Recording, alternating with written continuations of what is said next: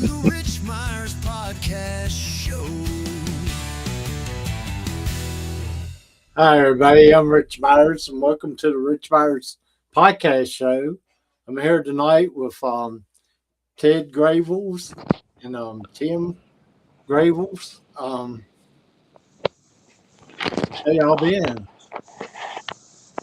Well, we're doing fine. We are we just did a show down in at the Station Inn in Nashville, Tennessee, just 2 or 3 weeks ago, and had a really good crowd down there, and had a great time at the historic uh, uh, Station Inn there in Nashville. So yeah, we're doing great, and still putting out new music, and just keeping on doing what we're doing. Okay. I listened to your track. No, let's see. No place to go but out of my mind. Yeah. I thought it was pretty good. Well, thank you. What influenced it? Well, there's quite a story about this whole song here, and Tim, and for our audience here, we've got some technical difficulties. I cannot hear a word Tim says, but you can hear Tim, and he can hear you, and you and I can hear each other. But Tim, you can hear me, right, Tim? Yeah, yes, I can hear you. But I cannot hear Tim. Okay, he threw a thumbs up so he can hear me. I'll tell the story about this song, and then Tim, you can add in anything I left out. But this song really goes back to 30, 40 years. The origin of it is, and there's a song that Waylon Jennings had out called Lukenbach, Texas, and in Lukenbach, Texas, one of the lines there is now it's Hank Williams Train songs and it's Hank Williams Payne songs and Newberry's Train songs. Well, Newberry was a guy named Mickey Newberry, and he was a great artist and a fantastic singer out of the 70s and 80s, back in those years, those decades. And he was known for writing train songs. And so he became friends with a young and upcoming star named Clinton Gregory, and Clinton lives there in Nashville, and he's friends with Tim. And he 1 year for Clinton's birthday, Mickey Newberry handed him a piece of paper, and on it was the title for the song. And he said, "I want you to take this song and write it, and make yourself some royalty money one of these days." And so Clinton said thank you, and he put it up and put it in its case, probably for 30 years, in his fiddle case, like for 30 years, and did not write the song. Well, last year in 2025, he started writing on the song, and he got the first verse pretty well done, and then the title, and that's all he had. And then he said, I can't finish it anymore. I got writer's block. It's a common thing among songwriters to get writer's block when you can't finish it, or you get to a certain point and you get stuck on it. And he sent it to Tim, and wanted to know if Tim could finish it. And Tim said, well, he said, I write instrumental songs. I don't write lyrics so much, but my brother does. And so Tim flipped it to me and said, can you finish that? And so, and we were in the studio in Nashville recording one of the other songs that we've already got out when all this happened. And so I took it home, and then a couple, 3 days later, I was able to sit down and we finished the song on out and tweaked it and got it to what it is today. And then, so Tim, did I leave anything out? Is that pretty well the story there? That's it exactly. And it's we sent it to Clinton after Ted got done with it, and he loved it. So it turned out to be a wonderful tune. Okay, let's take a listen to it.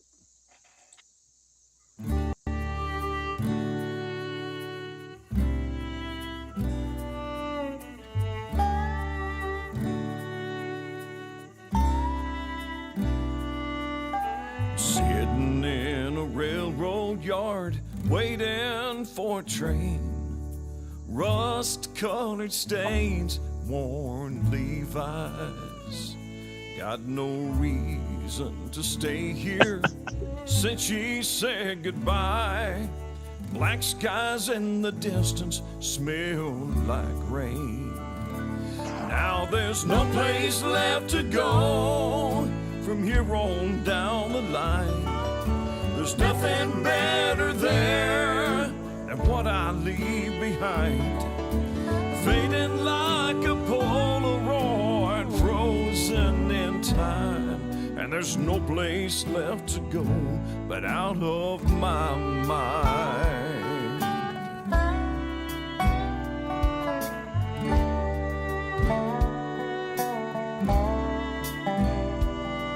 The next train out to Dallas is 30 minutes late, but it doesn't really matter much to me. I can't afford the ticket, so in this yard I'll be. I guess the Lone Star State will have to wait. Now there's no place left to go from here on down the line. There's nothing better there than what I leave behind. Fading like a Polaroid, frozen in time. And there's no place left to go but out of my mind. She said she couldn't love a rambler chasing out his dreams. She cried and tried to come between this old guitar and me. Now there's no place left to go from here on down the line. There's nothing better there than what I leave behind. Fading like a Polaroid, frozen in time. And there's no place left to go. I guess I've always known there's no place left to go but out of my mind.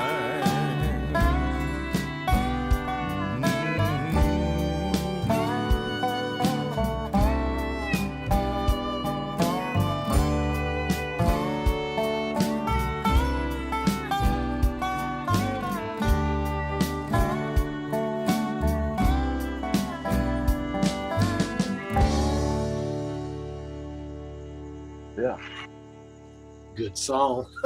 that's a good Well, cut. thank you. Thank you. Can you tell me about any other songs, concerts, and what's next? We're going to be at the Cherahela Bluegrass Festival on October the 24th, doing a Graves Brothers show there, and we're getting ready to go back in and work on another song. Just touched base with the studio today. Going to go back in and tweak a song called what was the name of that song, Ted? Pennies and he can't hear me. That's right. The other song, Yeah, what's that song we're going to work on? the song that you're going to work on. It's Oh, you asking Rich? Yeah. I didn't understand the question. If you're asking me, I don't see Tim talking and I can't hear what he's saying. So we got some kind of technical glitch here. But are you asking about something? Any new songs? Is that what you're asking about? Yeah. Yes. Yeah. But yeah, as a matter of fact, we've got a new one coming. We are in the final mixing stages on a brand new one coming up in just very near future. I think we'll probably be down in Nashville sometime in the next week or 10 days to do a final mix on it and get it ready for distribution. So yeah, we're excited about that. Yep. What's the best advice y'all ever been given as a musician? For me, it's don't stop. Just keep at it. And I've been doing it all my life, and so has Ted.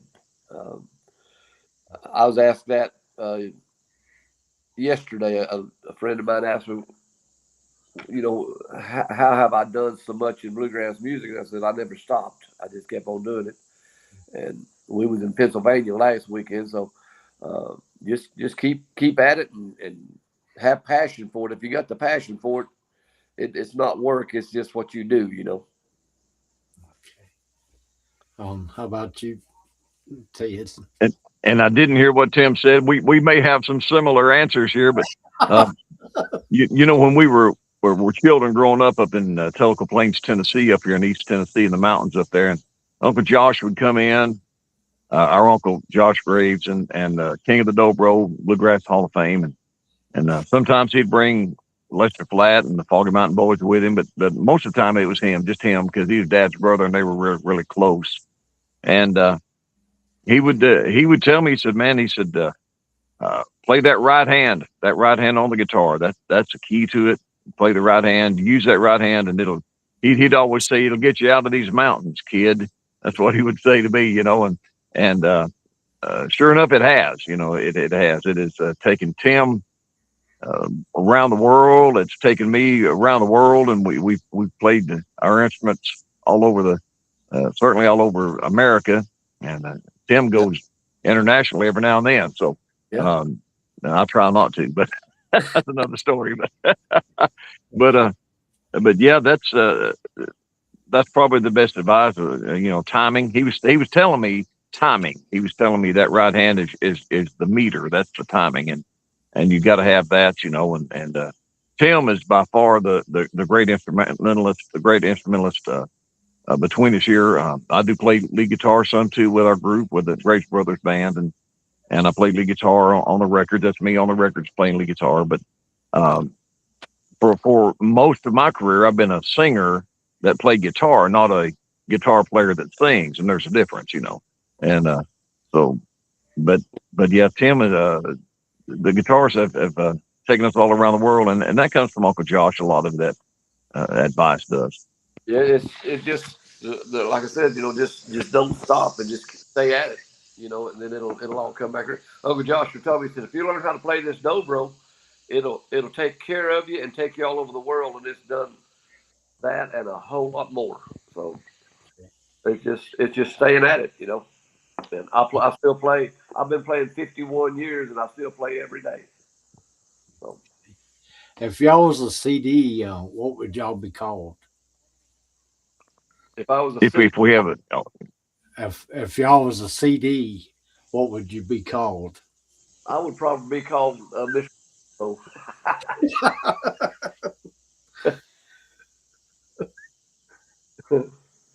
I don't know what Ted would be called. What would you be called, Ted? I don't know what Tim said there, but I can't wait to watch the replay on this. But I don't know.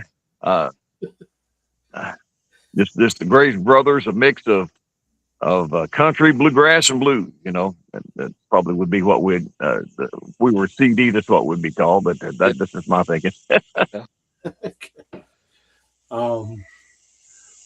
Where does place y'all ever wrote music at? Weirdest place we've ever written music at? Yes. Probably the car. Go ahead, Tim. Probably the car going down your road, something like that. Probably the car. That's what I would think. He said the car. The car. Yeah. What probably the weirdest place for me is I was back in my young days when I was at a laundromat doing my laundry, and I had a notepad with me and a pen back in days when we had pens and notepads, and so I went out back while the laundry was in there spinning around, and I just sat down on a bench at the back of the laundromat outside, and wrote down titles, and I wrote 4 titles, and danged if I didn't write 4 songs from that. I mean, it was an interesting approach that has served me well over the years, to do it that way. I remember when me and Ted was young, we worked in a knitting mill in Tellico Plains, and he would run 7 machines like I did, and he had all those machines running, and he was sitting there on on a stool and he was writing stuff down, and the boss come in and asked him what he was doing. He said he's writing a song, and the boss got all over him he said, "You're not going to write songs on my time." But it was, I thought, well, the machines was running, everything was good. He should be writing a song, but he used to write songs at the knitting mill too. Ask Ted about that, Rich, and see what he says. Okay. You said you used to write songs at the knitting wheel? Yeah, I sure did. Yeah. Yes, I remember that. I got in trouble. The boss came running around about ready to fire me. He caught me writing a song while I sat there on the clock, running the knitting machines in this factory there in Tellico Plains. Yeah, he sure did. Yep. Thought he was going to fire me on the spot. In fact, he threatened to. He said, "You can't be doing that." Well, he was the same guy that I worked in the knitting mill. Ted had gone on, and I had got on the Grand Ole Opry, and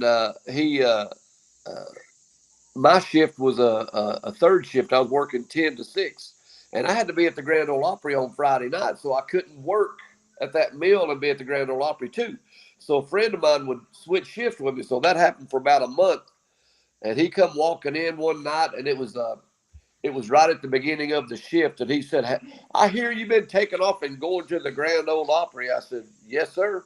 He said, "How long is this going to continue?" I said, "Forever, I hope." And he said, "Well, you can't do that no more. You're going to have to stay here and do your shift." I said, "Well, then I quit." He said, "You won't quit. You're making too much money." I said, "Follow me." And we went to the time clock, and I punched out. I said, "I'll see you next week for my last check." And I never went back. I went and got the check, but that was it. So he was the same guy that jumped on Ted for writing a song. So I told him, I said, I would never lose the Grand Ole Opry for a knitting mill. He was talking about when he quit at the knitting mill for the Grand Ole Opry. Mm-hmm. Yeah. Yeah, not much of a choice there, was there? Oh, that was No. pretty that was pretty straightforward right there. And the strange thing was, 6 months after I quit the knitting mill, it closed down. It wasn't because I quit, but they were shutting down anyway. But he didn't tell nobody. Oh, and so he was just trying to keep his employees there. But I was not going to lose the Grand Ole Opry to work at a knitting mill. Yeah. And I ended up working at the Grand Ole Opry for 22 years. Wow. You know, it was a good move on my part. Do y'all create for your fans or for yourself? Do we create for our fans or for ourselves? Yes. Well, you got to love and have a passion for what you do. And so whether it be in playing our instruments or singing and writing songs or whatever, so you have to have that love first, and then hopefully the fans will like it. I mean, that's really you can't, at least in our thinking, we can't just write so that fans will like it. We have to like it first. We have to love it first, and then hope that they love it as well. That's pretty much, I think, at least Tim and my thoughts together. We've talked about that some, and you've got to do what you feel inside. You've got to write that and sing that and play that. So I'd say we have to do it first for ourselves, but with the ultimate goal that fans will love it, because if they don't love it, we're not going to do it very long. As far as if you break out a new song and nobody likes it, it'll go right back in the desk drawer. So, I can't do a song unless I connect to it. And if I like the song, then I can. The music comes out of my soul. But if I don't connect to it, the crowd ain't gonna like what I do anyway. So the fans ain't. So you got to connect to it first, to the song, and then hopefully the fans will connect to it also. Where can people go and see your videos, music, and events? it's on YouTube. We've got 3 videos on there. The Graves Brothers. You have to say THE. The Graves Brothers. And then we've got a website, thegravesbrothers.com. And so there's a couple different ways. We also have Facebook. Some of your audience may be watching through Facebook today. The Graves Brothers page is on Facebook. And again, you have to put the, back about 15 or 20 years ago, there was another Graves Brothers group, but they were Graves Brothers. They weren't the Graves Brothers. So that's why we have to stress, you have to say THE, thegravesbrothers.com. So yeah, we're all over the place. It's on YouTube. It's on Facebook. It's on our website, thegravesbrothers.com, and all of our music is on there as well. And right now we've put out 3 singles and 3 videos. So we don't have an album's worth yet, but we're getting ready to put out number 4 here in the near future.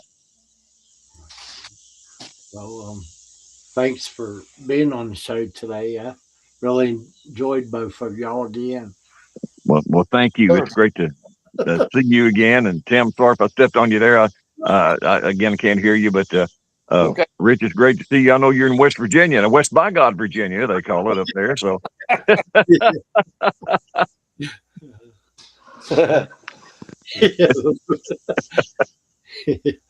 yeah, Virginia calls it different. yeah, I bet. Oh, okay.